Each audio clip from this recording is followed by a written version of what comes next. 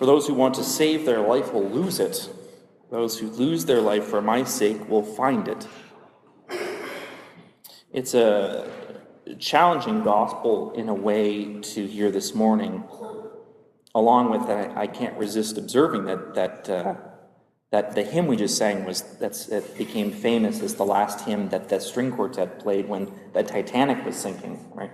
If you saw the movie Titanic, that's the tune that they're playing. And I'm thinking about all of the things that are going on in the world. So many people had to cancel their August vacations because of war breaking out in Russia and the Ukraine, all of the crises going on in Iraq and Syria.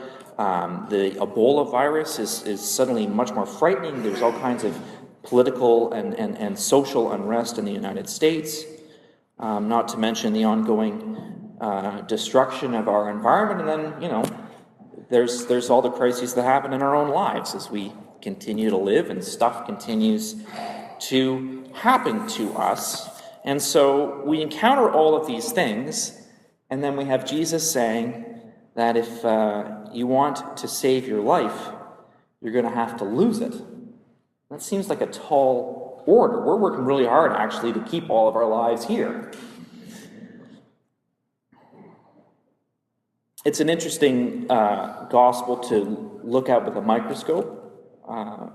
The Greek, there's always something missing in the Greek. I can unpack it a little bit more. If you want to keep your life safe and sound, if you want to rescue from danger your life, you will destroy it. You will render it useless. You will put to death your life. You will ruin your life. That's what Jesus is saying in this gospel. And he says, if you destroy and render useless and perish and lose your life, you will come upon it. You will hit upon it. You will meet with your life. You will discover your life. You will fall in and return to your life.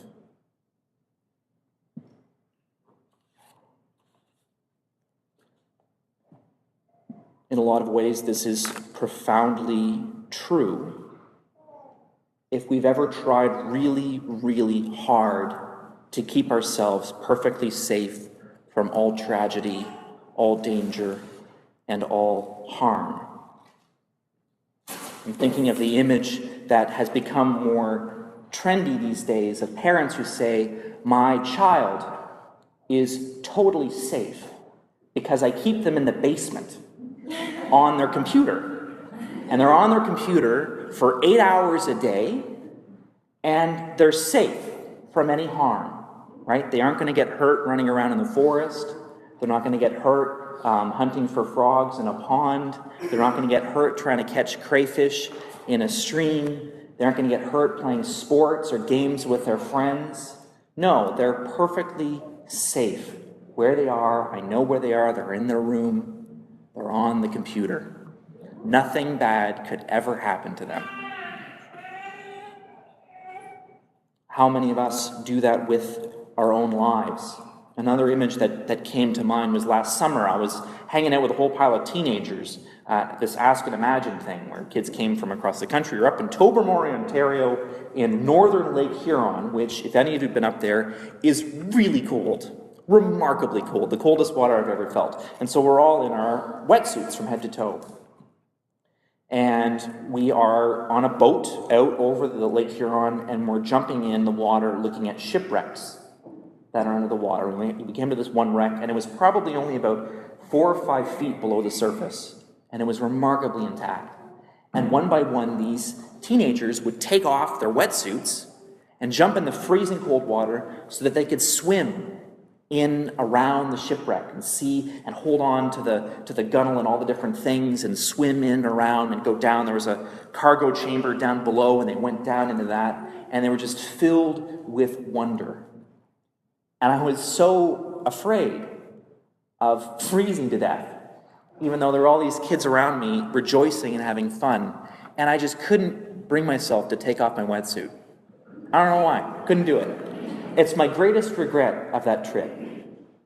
I was so interested in preserving my life that I missed out on one of the great moments of that whole summer. for some of those young people. If we try to save our lives, we're going to lose them.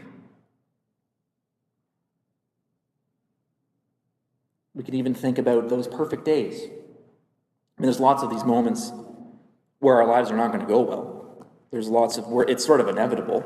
None of us are going to be here in 150 years, of course. But even those, just the way that we're built, the way that we're made as people, even in those perfect days when there's a perfect sun, we have nothing to do, we all know, well, I am going back to work in a few weeks, or this is going to end. The sun is going to set. So what's the alternative? The alternative is preparing for death and even inviting it. How do we do that? How do we do that without dying? Well, the alternative is that everything about us, we live in a world that we've created, a lifestyle that we've created. We have a diet that we love. We have things that we do, and we are called upon every day to sacrifice something we love, a small death in our life, a beloved idea, a beloved way of doing things, a beloved way of seeing the world.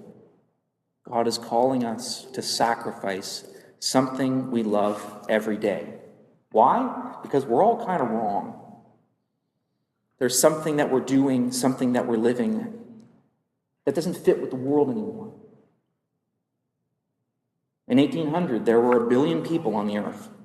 The whole planet, 1 billion people. In 1960, there was 2.5 billion people. Now today, there's 7 billion. Some of the patterns and habits that we've done for centuries doesn't work when there's 7 billion people on the planet. How we drink water, how we treat our environment. And every day things happen in the world that force us to change. All of this violence that's happening is causing us to change our understanding of how the world is. And we grieve and we mourn the world of yesterday. But we are called upon, each of us, to sacrifice something in how we see the world and how we live our lives. Because there are actually people living all around us that can't wait for us to do that. Because these tiny little deaths that we experience keep us alive, keep us living today. It's one of the many symbols that we have for baptism. Baptism is, kind of disturbingly, a symbolic drowning. And we witness that as a symbol of perhaps one of the very first moment in Amber's life as a Christian, who's looking right at me and is adorable.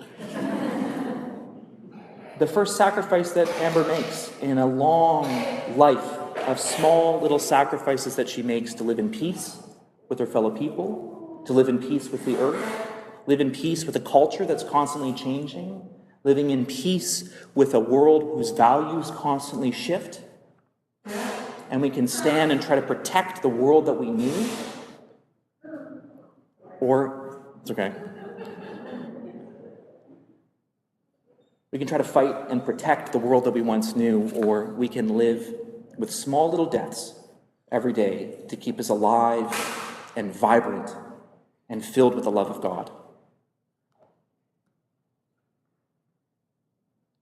For in death we will find new life.